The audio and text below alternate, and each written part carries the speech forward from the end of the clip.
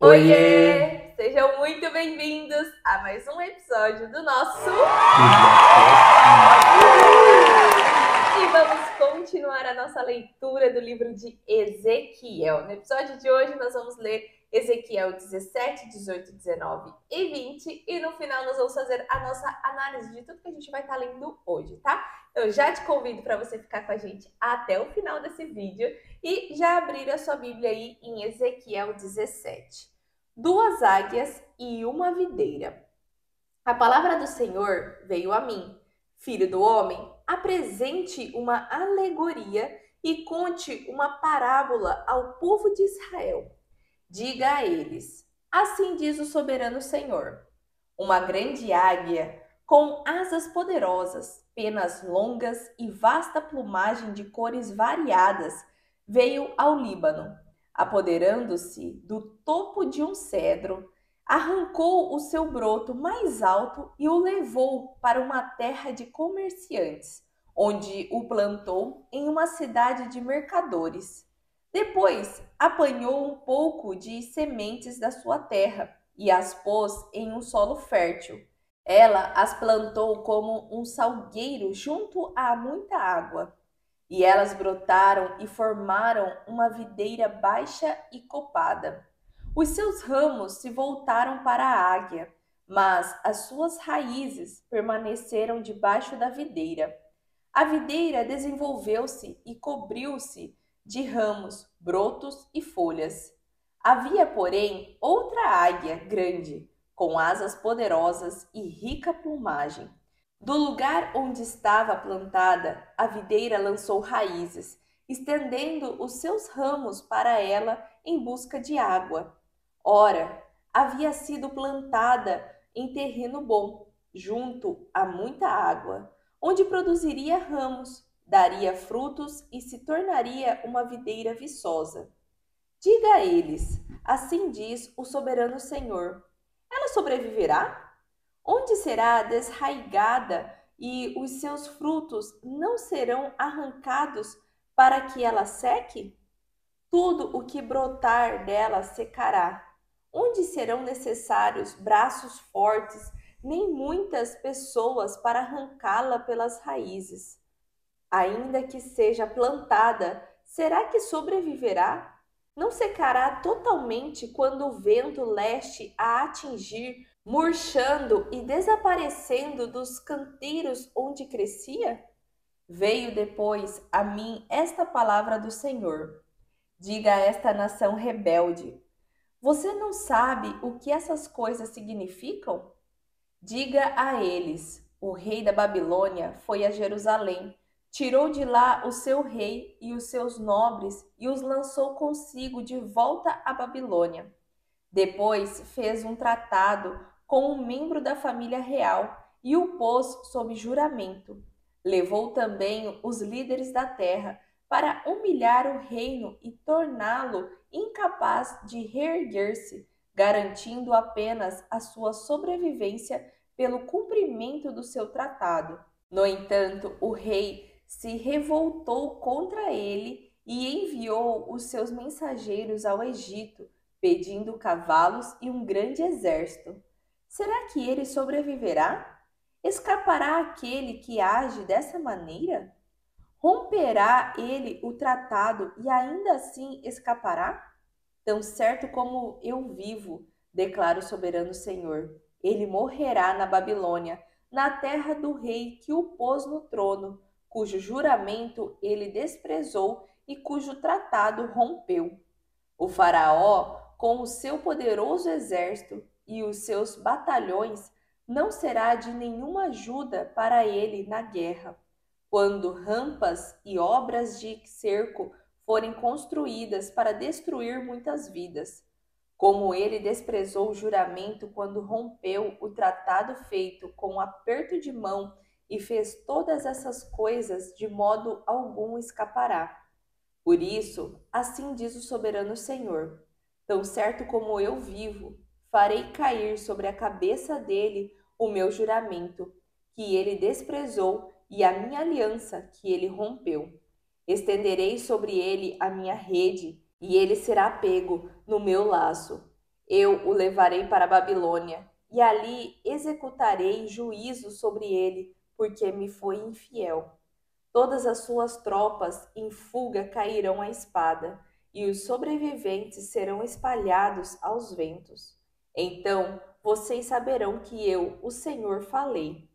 Assim diz o soberano Senhor: eu mesmo apanharei um broto bem do topo de um cedro e o plantarei, arrancarei um renovo tenro dos seus ramos mais altos e o plantarei em um monte alto e imponente. No monte alto de Israel eu o plantarei. Ele produzirá galhos, dará fruto e se tornará um cedro viçoso. Pássaros de todo tipo se aninharão debaixo dele, encontrarão abrigo à sombra dos seus galhos. Todas as árvores do campo saberão que eu, o Senhor, derrubo a árvore alta e faço crescer bem alto a árvore baixa. Eu resseco a árvore verde e faço florescer a árvore seca. Eu, o Senhor, falei e o farei. Ezequiel 18. Aquele que pecar morrerá. Esta palavra do Senhor veio a mim. O que vocês querem dizer quando citam este provérbio sobre Israel? Os pais comem uvas verdes e os dentes dos filhos se embotam? Juro pela minha vida, palavra do soberano Senhor, que vocês não citarão mais esse provérbio em Israel, pois todos me pertencem, tanto o pai como o filho me pertencem. Aquele que pecar é que morrerá. Suponhamos que haja um justo que faz o que é certo e direito. Ele não come nos santuários que há nos montes e nem olha para os ídolos da nação de Israel. Ele não contamina a mulher do próximo, nem se deita com uma mulher durante os dias de sua menstruação. Ele não oprime a ninguém, antes devolve o que tomou como garantia no empréstimo. Não comete roubos, antes dá a sua comida aos famintos e fornece roupa para os despidos. Ele não empresta visando a lucro, nem cobra juros. Ele retém a sua mão para não cometer erro e julga com justiça entre dois homens. Ele age segundo os meus decretos e obedece fielmente às minhas leis. Esse homem é justo, com certeza ele viverá. Palavra do soberano, o Senhor. Suponhamos que ele tem um filho violento, que derrama sangue ou faz qualquer uma das outras coisas, embora o pai não tenha feito nenhuma delas. Ele come nos santuários que há nos montes, contamina a mulher do próximo, oprime os pobres e os necessitados, comete roubos, não devolve o que tomou como garantia, volta-se para os ídolos e comete práticas detestáveis, empresta visando a lucro e cobra juros. Deverá viver um homem desses? Não. Por todas essas práticas detestáveis, com certeza será morto, e ele será responsável por sua própria morte. Mas suponhamos que esse filho tenha ele mesmo um filho que vê todos os pecados que seu pai comete, e embora os veja, não os comete. Ele não come nos santuários que há nos montes e nem olha para os ídolos da nação de Israel, não contamina a mulher do próximo, não oprime a ninguém nem exige garantia para um empréstimo, não comete roubos, mas dá a sua comida aos famintos e fornece roupas aos despidos. Ele retém a mão para não pecar e não empresta visando a lucro nem cobra juros. Obedece às minhas leis e age segundo os meus decretos. Ele não morrerá por causa da iniquidade do seu pai, certamente viverá. Mas seu pai morrerá por causa de sua própria iniquidade, pois praticou extorsão, roubou seu compatriota e fez o que era errado no meio de seu povo. Contudo, vocês perguntam: por que o filho não partilha da culpa de seu pai? Uma vez que o filho fez o que é justo e direito e teve o cuidado de obedecer a todos os meus decretos, com certeza ele viverá. Aquele que pecar é que morrerá. O filho não levará a culpa do pai, nem o pai levará a culpa do filho. A justiça do justo lhe será acreditada, e a impiedade do ímpio lhe será cobrada. Mas se um ímpio se desviar de todos os pecados que cometeu e obedecer a todos os meus decretos e fizer o que é justo e direito, com certeza viverá, não morrerá. Não se terá lembrança de nenhuma das ofensas que cometeu. Devido às coisas justas que tiver feito, ele viverá. Teria eu algum prazer na morte do ímpio? Palavra do soberano, o Senhor. Ao contrário, acaso não me agrada vê-lo desviar-se dos seus caminhos e viver?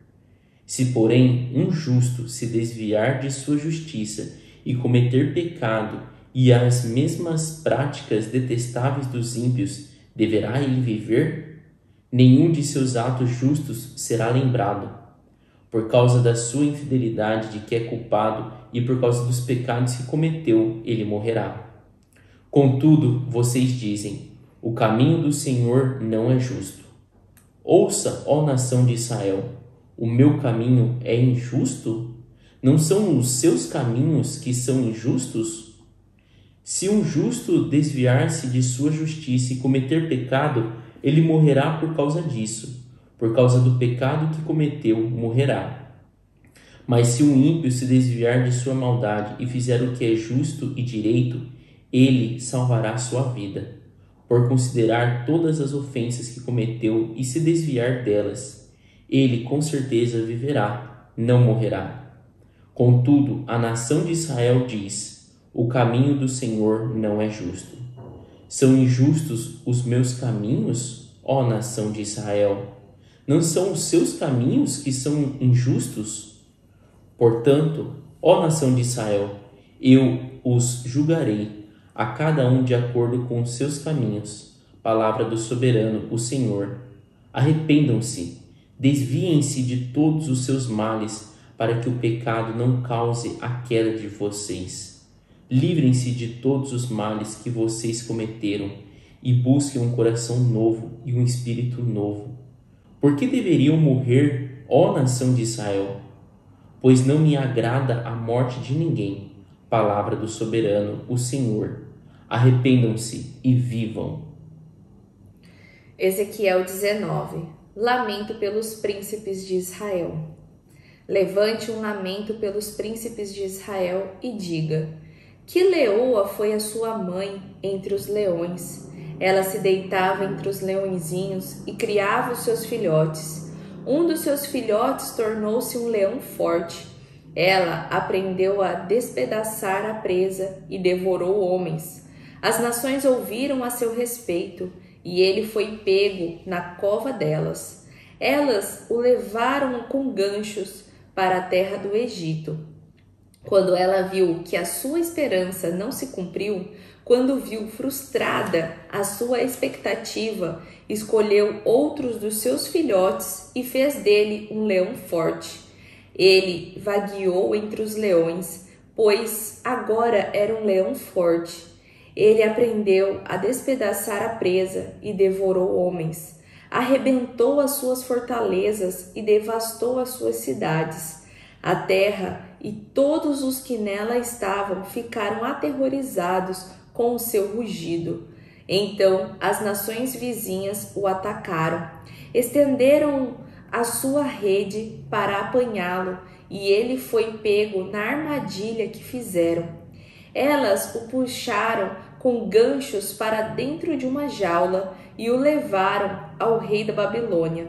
Elas o puseram na prisão, de modo que não se ouviu mais o seu rugido nos montes de Israel. A sua mãe era como uma vide na sua vinha, plantada junto à água. Era frutífera e cheia de ramos, graças às muitas águas. Os seus ramos eram fortes, próprios para os cetros dos governantes. Ela cresceu e subiu muito, sobressaindo a folhagem espessa. Chamava a atenção pela sua altura e pelos seus muitos ramos, mas foi desraigada com fúria e atirada ao chão. O vento leste a fez murchar, os seus frutos foram arrancados, os seus fortes galhos secaram e o fogo os consumiu. Agora está plantada no deserto em uma terra seca e sedenta. O fogo espalhou-se de um dos seus ramos principais e consumiu todos os seus frutos. Nela não resta nenhum ramo forte que seja próprio para o cetro de um governante. Este é um lamento, e em lamento se tornará. Ezequiel 20. Israel rebelde. No 10º dia do 5º mês do 7º ano do exílio, alguns dos líderes de Israel vieram consultar o Senhor e se sentaram diante de mim. Então me veio esta palavra do Senhor: Filho do homem, fale com os líderes de Israel e diga-lhes: assim diz o soberano, o Senhor: vocês vieram consultar-me? Juro pela minha vida que não deixarei que vocês me consultem. Palavra do soberano, o Senhor. Você os julgará, filho do homem? Então confronte-os com as práticas repugnantes dos seus antepassados e diga-lhes: assim diz o soberano, o Senhor. No dia em que escolhi Israel, jurei com mão erguida aos descendentes da família de Jacó e me revelei a eles no Egito. Com mão erguida eu lhes disse: eu sou o Senhor, o seu Deus. Naquele dia jurei a eles que os tiraria do Egito e os levaria para uma terra que eu havia procurado para eles, terra onde há leite e mel com fartura, a mais linda de todas as terras. E eu lhes disse: desfaçam-se todos vocês das imagens repugnantes em que vocês puseram seus olhos, e não se contaminem com os ídolos do Egito. Eu sou o Senhor, o seu Deus. Mas eles se rebelaram contra mim e não quiseram ouvir-me. Não se desfizeram das imagens repugnantes em que haviam posto seus olhos, nem abandonaram os ídolos do Egito.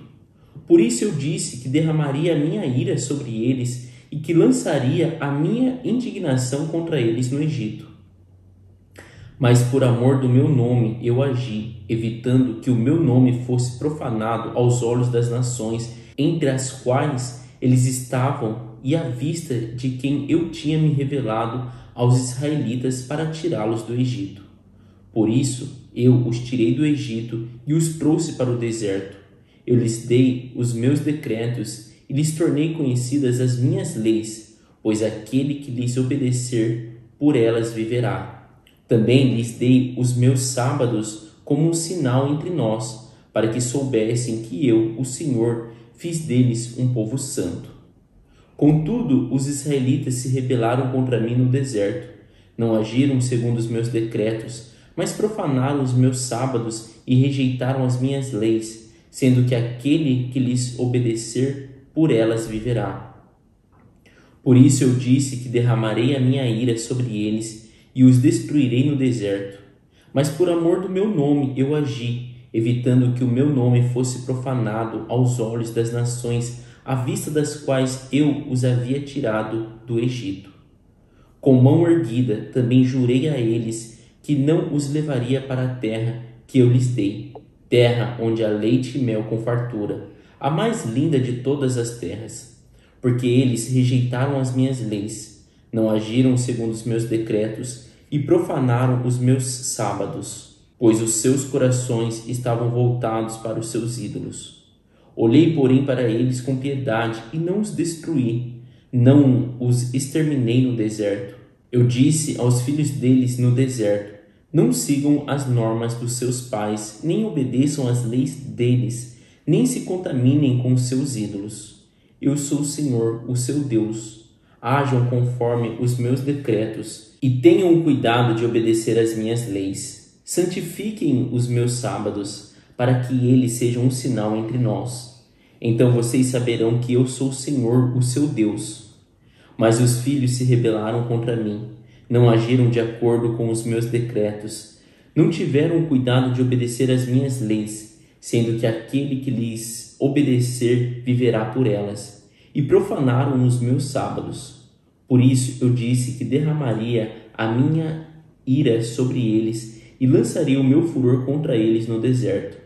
Mas contive o meu braço e por amor do meu nome agi, evitando que o meu nome fosse profanado aos olhos das nações, à vista das quais eu os havia tirado do Egito. Com mão erguida também jurei a eles no deserto que os espalharia entre as nações e os dispersaria por outras terras, porque não obedeceram às minhas leis, mas rejeitaram os meus decretos e profanaram os meus sábados, e os seus olhos cobiçaram os ídolos de seus pais. Também os abandonei a decretos que não eram bons e a leis pelas quais não conseguiam viver. Deixei que se contaminassem por meio de suas ofertas, isto é, pelo sacrifício de cada filho mais velho, para que eu os enchesse de pavor e para que eles soubessem que eu sou o Senhor. Portanto, filho do homem, fale à nação de Israel e diga-lhes: assim diz o soberano Senhor. Nisto os seus antepassados também blasfemaram contra mim ao me abandonarem. Quando eu os trouxe para a terra que havia jurado dar-lhes, bastava que vissem um monte alto ou uma árvore frondosa. Ali ofereciam seus sacrifícios, faziam ofertas que provocaram a minha ira. Apresentavam seu incenso aromático e derramavam suas ofertas de bebidas. Perguntei-lhes então: que altar é este no monte para onde vocês vão? Esse altar é chamado Bamá até o dia de hoje. Julgamento e restauração. Portanto, diga à nação de Israel: assim diz o soberano Senhor, vocês não estão se contaminando como seus antepassados se contaminaram? E não estão cobiçando as suas imagens repugnantes? Quando vocês apresentam as suas ofertas, o sacrifício de seus filhos no fogo continua a contaminar-se com todos os seus ídolos até o dia de hoje. E eu deverei deixar que me consultem, ó nação de Israel? Juro pela minha vida, palavra do soberano, o Senhor, que não permitirei que vocês me consultem. Vocês dizem: queremos ser como as nações, como os povos do mundo que servem a madeira e a pedra. Mas o que vocês têm em mente jamais acontecerá. Juro pela minha vida, palavra do soberano, o Senhor, que dominarei sobre vocês com mão poderosa e braço forte, e com ira que já transbordou. Trarei vocês dentre as nações e os ajuntarei dentre as terras para onde vocês foram espalhados, com mão poderosa e braço forte, e com ira que já transbordou. Trarei vocês para o deserto das nações, e ali, face a face, os julgarei. Assim como julguei os seus antepassados no deserto do Egito, também os julgarei. Palavra do soberano, o Senhor. Contarei vocês enquanto estiverem passando debaixo da minha vara, e os trarei para o vínculo da aliança. Eu os separarei daqueles que se revoltam e se rebelam contra mim. Embora eu os tire da terra onde habitam, eles não entrarão na terra de Israel. Então vocês saberão que eu sou o Senhor. Quanto a vocês, ó nação de Israel, assim diz o soberano Senhor: vão prestar culto a seus ídolos, cada um de vocês. Mas depois disso, certamente me ouvirão e não profanarão mais o meu santo nome com as suas ofertas e com os seus ídolos. Pois no meu santo monte, no alto monte de Israel, palavra do soberano, o Senhor, na sua terra, toda a nação de Israel me prestará culto, e ali eu os aceitarei. Ali exigirei as suas ofertas e as suas melhores dádivas, junto com todas as suas dádivas sagradas. Eu as aceitarei como incenso aromático, quando eu os tirar dentre as nações e os ajuntar dentre as terras pelas quais vocês foram espalhadas, e me mostrarei santo no meio de vocês à vista das nações. Vocês saberão que eu sou o Senhor, quando eu os trouxer para a terra de Israel, a terra que, de mão erguida, jurei dar aos seus antepassados. Ali vocês se lembrarão da conduta que tiveram e de todas as nações pelas quais vocês se contaminaram, e terão nojo de si mesmos por causa de todo o mal que fizeram. E saberão que eu sou o Senhor, quando eu tratar com vocês por amor do meu nome, e não de acordo com seus caminhos maus e suas práticas perversas, ó nação de Israel. Palavra do soberano, o Senhor. Profecia contra o sul. Veio a mim esta palavra do Senhor: Filho do homem, vire o rosto para o sul, pregue contra o sul e profetize contra a floresta da terra do Neguebe. Diga à floresta do Neguebe: ouça a palavra do Senhor. Assim diz o soberano, o Senhor: estou a ponto de incendiá-la, consumindo assim todas as suas árvores, tanto as verdes quanto as secas. A chama abrasadora não será apagada, e todos os rostos do Neguebe até o norte serão ressecados por ela. Todos verão que eu, o Senhor, a acendi, não será apagada. Então eu disse: ah, soberano Senhor, estão dizendo a meu respeito, acaso ele não está apenas contando parábolas? E assim nós finalizamos a nossa leitura de hoje, a última leitura super comprida, mas cheia de profecias ainda, né? Ezequiel lá na Babilônia profetizando e Jeremias, né, que a gente já leu, profetizando lá em Jerusalém, né? E aqui no capítulo 17 a gente viu a terceira alegoria, né? No episódio passado nós vimos a primeira, né, que foi sobre a videira, né, a madeira da videira que não prestava. E a segunda alegoria foi Ezequiel, né, falando sobre Jerusalém como se fosse uma prostituta, né? E agora aqui a terceira falando de duas águias e da videira, né? Ali no início, sempre falando sobre a alegoria, né, trazendo para um contexto, seria como se fosse um enigma, né? Ele inicia ali falando, né, no versículo 3, uma grande águia com asas poderosas, penas longas e vasta plumagem, de cores variadas, veio ao Líbano. E ali ele continua falando de forma enigmática, de forma alegórica, né? Ou até mesmo de forma em parábolas, né? E depois, lá embaixo, né, no versículo 12, ele vem explicando, né? Então, tudo aquilo do início ali, de forma mais alegórica sobre as águias e tudo mais, às vezes a gente também lê e fala assim, o que é isso, né? Quem que é essas águias? Só que daí quando a gente vai pro 12 mesmo, o Senhor já deixa explicado para que as pessoas entendam, né? E só um parênteses, aqui é Ezequiel falando lá pro povo da Babilônia, e ao mesmo tempo também Jeremias estava falando também com o povo lá em Jerusalém, porque os dois eram os porta-vozes do Senhor, então os dois estavam pregando e tentando fazer o povo abrir os olhos. E ali, né, no versículo 12, ele explica esse enigma, né, no caso. O rei da Babilônia foi a Jerusalém. Então, o rei da Babilônia era uma águia, né? Tirou de lá o seu rei e os seus nobres e os levou consigo de volta à Babilônia. E quem que ele tirou? Foi Joaquim. Joaquim era o rei ali, né? E ele tirou e depois fez um tratado com um membro da família real e o pôs sob juramento.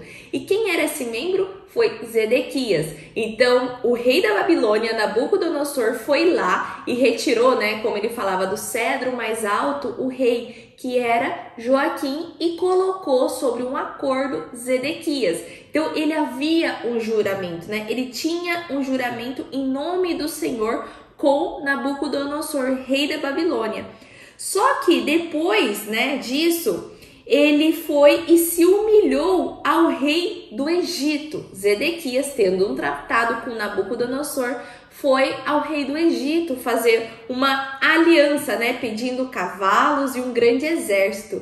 E ali, o que acontece? O rei da Babilônia, né, descobre isso tudo e começa a montar um cerco. Tanto é que ele coloca mais ali para frente, né, no versículo 17, quando rampas e obras de cerco forem construídas para destruir muitas vidas, como ele desprezou o juramento quando rompeu o tratado feito com aperto de mão e fez todas essas coisas, de modo algum escapará. O que foi quando ele foi colocado ali, né? Zedequias foi colocado no governo ali para governar Jerusalém em nome do rei da Babilônia, Nabucodonosor. Então ele era um aliado de Nabucodonosor, que estava exilando todo o povo, né? Então para ele estava tranquilo. Só que daí ele foi atrás do Egito em busca de cavalos e proteção. E aí Nabucodonosor começou o quê? A construir rampas. E foi o cerco de Jerusalém, que a gente já leu lá em Jeremias, que ele cercou tudo e o povo começou a ficar com fome e às vezes matava a criança para poder se alimentar, porque ali mesmo em Jerusalém não tinha mais alimento. E ali o Senhor mesmo, né, fica irado. Por quê? Porque Zedequias fez essa promessa, ele fez esse juramento em nome do Senhor também, né? E o Senhor se irou, né, com Zedequias, até porque ele fez aquele juramento e logo depois ele foi atrás de uma outra nação para fazer uma aliança. Então por que você foi e jurou, né? Por que você não ficou quieto ali, né? Que você estaria salvando toda aquela população. Não, ele foi e se desviou ali, né? E depois o Senhor fala, né? Lógico que você vai pagar, né? Você não vai escapará, de modo algum escapará, né?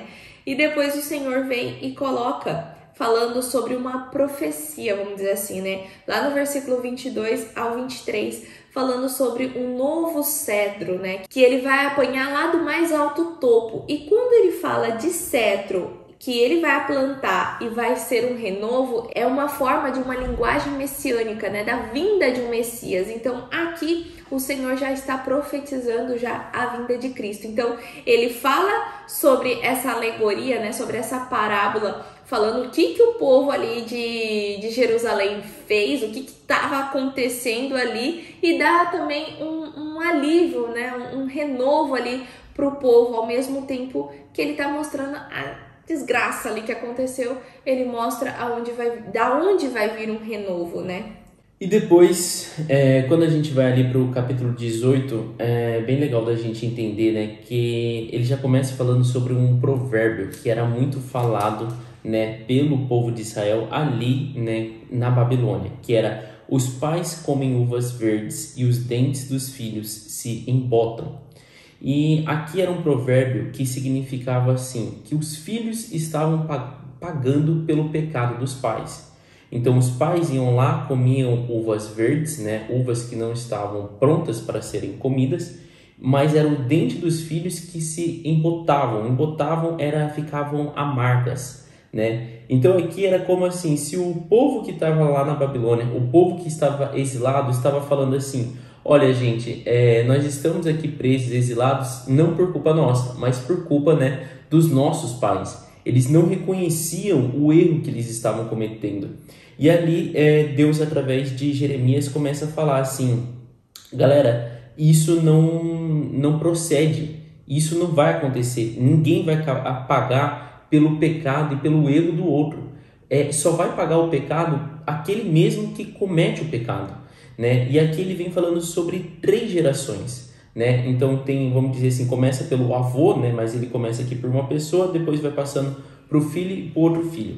E aqui ele começa falando que uma pessoa é justa. Ela é uma pessoa justa, ela não come nos santuários, ela não idolatra outros ídolos, ela não contamina a mulher, né, do próximo, nem se deita com a mulher dele nos dias de sua menstruação. Ele faz todas as coisas corretas ali, né, que a gente já leu.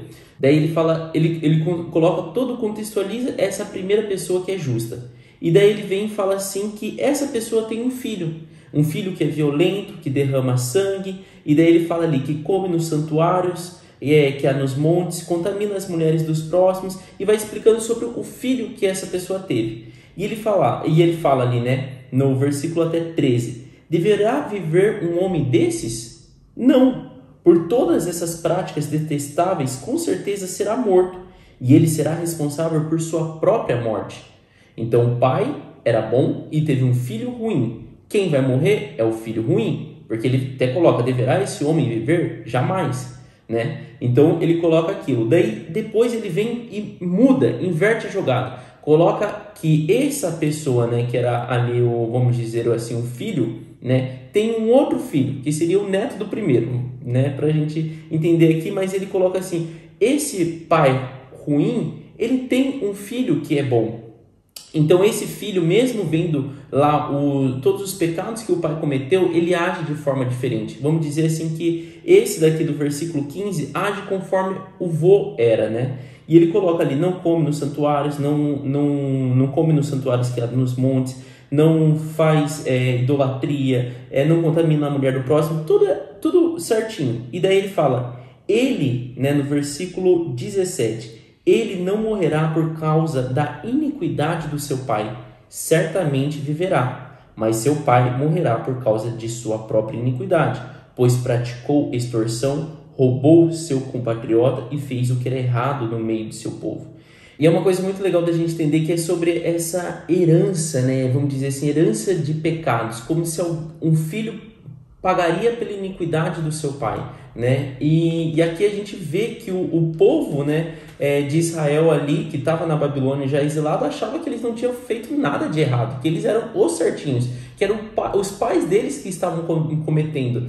E essa é uma visão, às vezes, que a gente tem até hoje, né? Às vezes a gente pensa assim, nossa, tal pessoa está pagando pelo que o pai cometeu, né? Ou tal pessoa ali está tendo uma vida difícil pelo que o pai fez, né? E aqui Deus está deixando bem claro, assim, ele não tem alegria nenhuma de ver um justo sendo morto.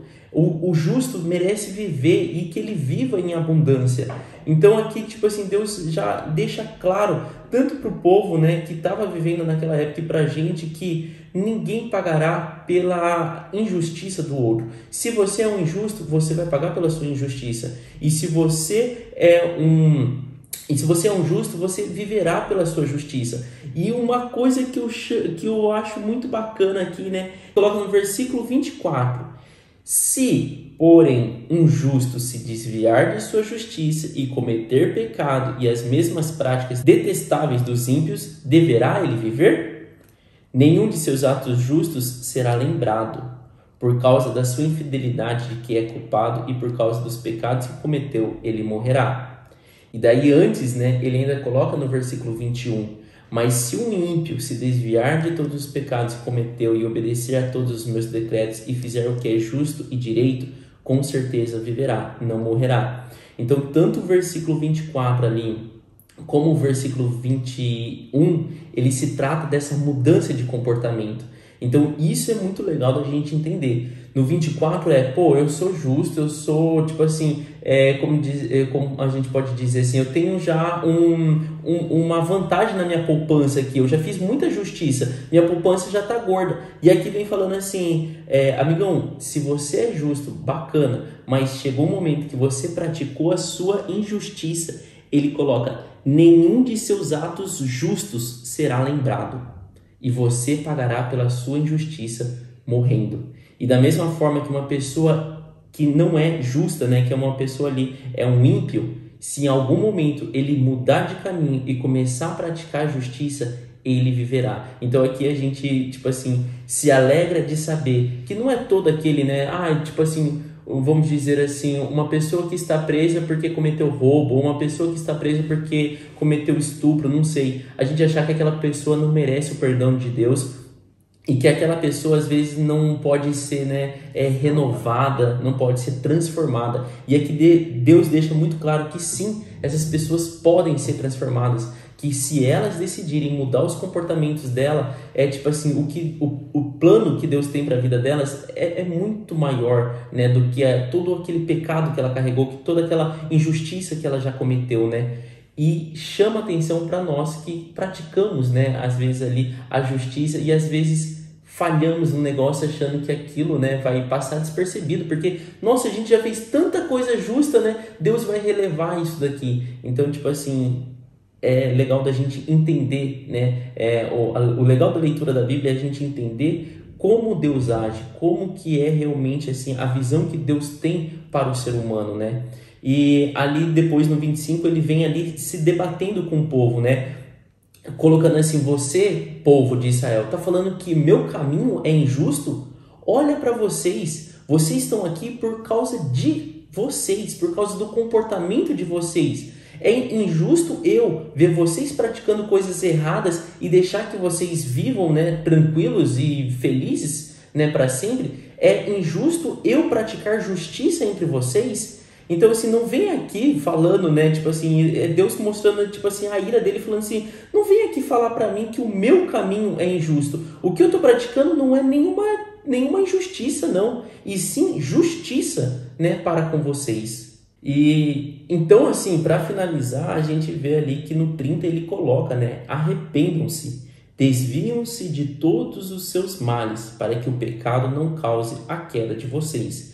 Então isso, né, esse finalzinho é bem vinculado com o 21 também, né, o versículo 21 que a gente falou. Se você está no caminho ímpio, arrependa-se. É simples, né? A graça está ali para você, né? A possibilidade de mudar de vida está ali para você, mas precisa do seu agir, né? Do seu ato. Precisa que você arrependa-se e desviem-se de todos os seus males e tudo, né? Aí daí mostra, né, que o pecado não cause a queda de vocês. E no capítulo 19, né, ele fala sobre o lamento da leoa, a parábola, né, sobre essa leoa, essa videira que está ali em Jerusalém, né, e o Ezequiel, né, o profeta Ezequiel, ele usava muito sobre uma linguagem figurativa, porque era uma forma que ele conseguia ter a atenção do público ali para ouvir o que ele estava falando, né, então quando ele falava desse jeito, parece que era como se fosse aquelas histórias, sabe? E as pessoas paravam e ficavam vidradas, mas ele estava tentando alertar aquela nação ali que estava na Babilônia, que estava meio perdida, assim, achando que aquilo tudo já ia acabar e que Jerusalém não estava se deteriorando, né? Então, Ezequiel estava querendo chamar a atenção, sim, para o povo e abrir os olhos do que estava acontecendo lá em Jerusalém. E aqui, nesse momento, quando ele fala de leoa, a forma leoa, a mãe ali, seria como se fosse uma nação. E essa nação é Judá, né?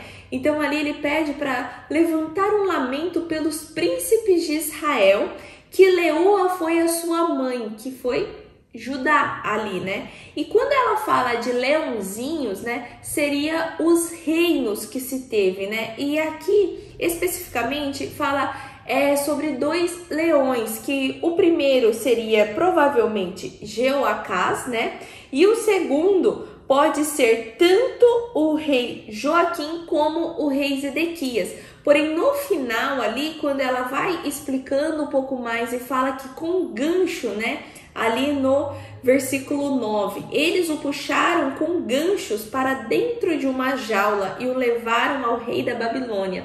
Essa parte aqui, como ele foi, a gente já viu na leitura de Jeremias que foi o rei Zedequias, né, que foi levado até a Babilônia com os olhos furados, né, e por meio de um gancho.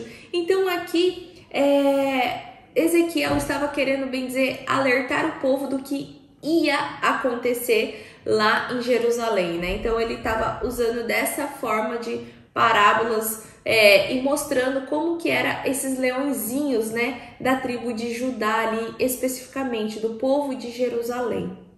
E é pesado quando a gente lê esse versículo 14, né, que ele coloca: o fogo espalhou-se de um dos seus ramos principais e consumiu toda a ramagem. Nela não resta nenhum ramo forte que seja próprio para o cetro de um governante. Então ela coloca assim: infelizmente, agora, né, nesse momento, não existe uma pessoa ali forte capaz de ser governante, né, de Jerusalém, né? Que esse fogo, ele começou pelo ramo principal, ou seja, ele começou talvez lá pela liderança, lá pela cabeça, lá pelo rei, e foi consumindo e tomando toda a ramagem, né? Ele consumiu todo o povo de Jerusalém, todo o povo de Israel, e agora não existe um que seja forte. E antes ele até colocou no versículo 11, né? Os seus ramos eram fortes, próprios para os cetros dos governantes. Então ali tinha, sim, pessoas boas, né, para governar, porém se perdiam no caminho. E quando nós vamos para o capítulo 20, né, que é o último capítulo da nossa leitura de hoje, a gente também se depara ali com a ira, né, de Deus, e ele também usando ali de uma leitura já histórica, né, de tudo que aconteceu. E dali ele começa então falando que veio uns líderes, né? E ali fala, né? Ele até contextualiza colocando que foi no 7º ano do exílio. Então isso a gente já falou outras vezes, né? Aqui estava tendo ali o começo do exílio, e lembrar que Zedequias ainda estava como rei lá em Jerusalém, né? Que Judá ainda estava sendo lá, foi o último, né? A tribo de Judá e principalmente a cidade de Jerusalém foi a última a ser exilada. Então estava acontecendo todo esse vucu-vucu, e o povo lá no exílio, né? Alguns líderes de Israel vieram até Ezequiel e pedindo para consultar o Senhor, né? E ali a gente vê que Deus já responde ali, né? Filho do homem, fale com os líderes de Israel e diga-lhes, né? Vocês vieram consultar-me, né? É tipo assim, quanta hipocrisia de vocês, é tipo isso, né? E dali ele fala, né? Juro pela minha vida que não deixarei que vocês me consultem. É tipo assim, Senhor, nós queremos saber o que nós devemos fazer agora. E sem antes nem ter um relacionamento com Deus, você está querendo tipo, saber como sobreviver ou como ter a sua vida maravilhosa de volta. Então aqui Deus está falando, não vou deixar que me consultem, né? E é legal da gente entender esse versículo 4, que ele coloca, você o julgará? Você o julgará, filho do homem? Então, tipo assim, é como Ezequiel falando assim, mas Senhor, eles estão buscando, né, falar com o Senhor. E daí que Deus já responde a Ezequiel mesmo, tipo, você vai querer julgá-los? Então, peraí, se você quer julgar eles, se você tem tanta piedade deles e quer julgar eles, né, quer ter essa compaixão, deixa eu dar o meu relato aqui. E daí começa, galera, daí começa ali... a lavação de roupa. A lavação de roupa, né, isso mesmo. Então, confronte-os com as práticas repugnantes dos seus antepassados. E daqui vai até desde a parte de guardar o sábado, as idolatrias, a queimar os filhos, a tudo. Então, parece assim que o Senhor realmente estava observando tudo que aquela nação estava fazendo e foi colocando tudo dentro de uma caixinha. E quando eles vieram querer reivindicar os direitos, vamos dizer assim, né, que foi nesse momento da consulta, o Senhor simplesmente abriu a caixinha e fala, começando por aqui, é isso.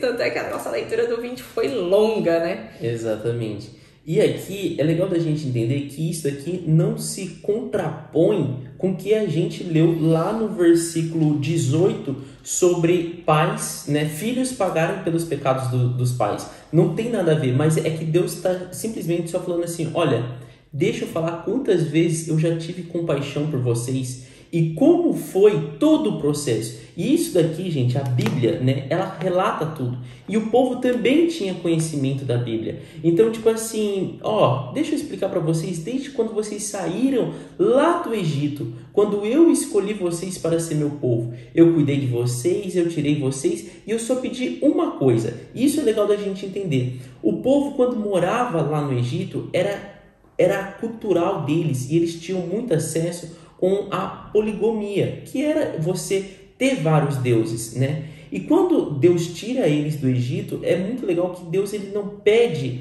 né? Ele não dá de cara mostrando assim, galera, eu sou o único Deus.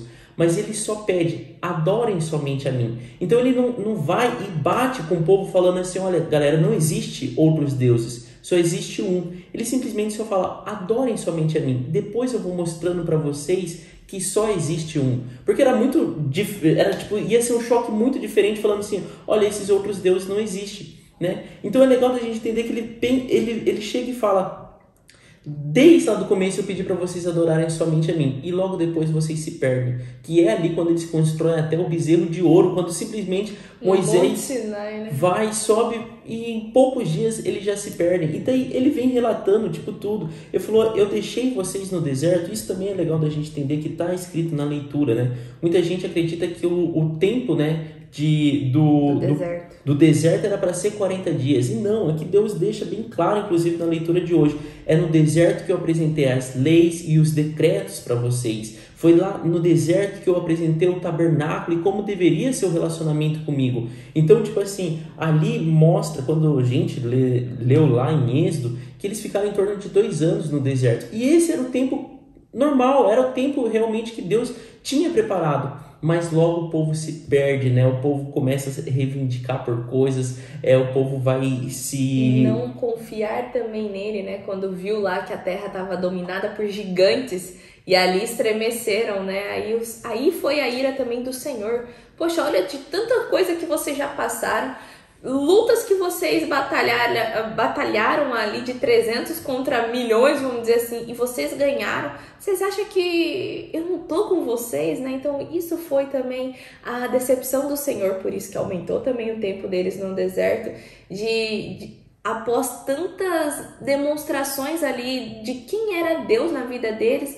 mesmo assim eles ainda terem medo, né? Não confiarem no Senhor. E ele vem explicando tudo isso. Então ele usa de todo um processo histórico falando, olha, mas daí o que aconteceu? Os filhos entraram na terra prometida, mesmo também os filhos não tendo comportamentos tão ideais ali, mas eu permiti que eles entrassem. Mas eu falei para eles que eles tinham que se espalhar, eles não poderiam mais viver juntos. Cara, e a gente leu toda essa leitura que é rica ali de processo histórico, né? Então, tipo assim, a gente... já leu também, acompanhou tudo isso, e aqui a gente faz esse remember aqui, e Deus falando, olha, eu ainda tive piedade de vocês, eu ainda tive compaixão, eu ainda fiz vocês entrar em Israel, e mesmo depois de vocês entrarem ali, teve alguns comportamentos, né? Daí a gente viu durante o período dos reinados, né? Reis ali que obedeciam a Deus e outros reis que não obedeciam. Ele até coloca aqui, vocês não poderiam ver um monte ou uma árvore frondosa que já queriam ir lá sacrificar seus filhos e acender incenso. Isso foi depois do exílio. Então, tipo assim, ele vem contando tudo que o povo fez, né? Igual ele falou, abriu lá a caixinha, tirou aquela lista e falou, então vamos lá, vamos conversar aqui. Querem conversar? Vamos conversar, né? E dali no 30 ele coloca, né? No versículo 30, que eu acho muito legal, que é a parte já de julgamento e restauração. Ele fala, portanto, diga à nação de Israel, assim diz o soberano Senhor, vocês não estão se contaminando com os seus antepassados, como os seus antepassados se contaminaram? E não estão cobiçando as suas imagens repugnantes? Então ele está falando assim, seus antepassados erraram, mas hoje vocês também não está agindo exatamente como seus antepassados agiram? Não é que vocês estão pagando pelo pecado dos seus antepassados, vocês estão pagando pelo pecado de vocês realmente, né? Fazendo, né? Pelo pecado que vocês deixaram se contaminar pelos seus antepassados, né? E aqui, né, continuando até, eu acho ainda legal que mesmo, né, Deus mostrando todo o erro deles, mostrando todo, né, ali também o amor e compaixão, ele já deixa claro, haverá uma restauração. Eu vou, né, deixar que um povo volte a ocupar Israel, mas não vai ser do jeito que vocês estão achando. E não acho que vocês são santos, né? Isso, tipo assim, o 20 está muito ligado com o 18, porque o povo estava achando que eles, nossa, né? Estavam pagando por algo que não era deles, que era dos antepassados deles, e que eles estavam sendo um julgamento injusto. Exatamente. Então, assim, a gente vê ali, né, no versículo 29 que ele fala, vocês vão prestar culto a seus ídolos, cada um de vocês, mas depois disso certamente me ouvirão e não profanarão mais o meu nome santo, meu santo nome com as suas ofertas e com os seus ídolos, pois no meu santo monte, no alto monte de Israel, palavra do soberano Senhor, na sua terra toda a nação de Israel me prestará culto e ali eu os aceitarei. Então, tipo, mostra, gente, que ainda haverá essa compaixão com o povo de Israel, ainda haverá essa restauração, mas com um povo que realmente esteja de coração inclinado totalmente e unicamente para Deus, né? Porque ali o povo ia, vamos dizer assim, domingo de manhã na igreja e domingo à noite ia oferecer sacrifício para os outros ídolos, né? Então eles tinham até um coração, vamos dizer assim, voltado a Deus, mas não era unicamente a Deus. E eles não tinham relação com Deus. Era como, eu vim aqui, ofereci meu sacrifício a Deus, tá legal? Minha parte. Fiz a minha parte. Agora, né, ou no outro dia, eu vou lá e vou oferecer outro sacrifício para outro Deus, para ver, né? Porque daí eu vou oferecendo sacrifício para todos os deuses, algum deles tomara aí que me ouve e atenda o meu pedido, né? Então era essa visão muito do povo e era isso que Deus repugnava, né? E repugnava drasticamente, assim, né? Então, assim, aqui mostra, né? Eu quero ser... o povo vai voltar para o meu santo monte, né? E ali vão falar do meu santo nome e vão adorar somente a mim. E eu voltarei, né? Eu cuidarei deles, eu voltarei ter cuidado com eles, né? E por último, ele vem falando sobre essa profecia contra o sul, né? Que ele fala ali agora, filho do homem, vire o rosto para o sul e pregue contra o sul, e profetize contra a floresta da terra do Negueb, né? Bem específico isso. E a gente assim vê que o povo, provavelmente, né, o povo ali que estava ouvindo Ezequiel falando, não estava entendendo nada, porque eles já estavam ali na Babilônia.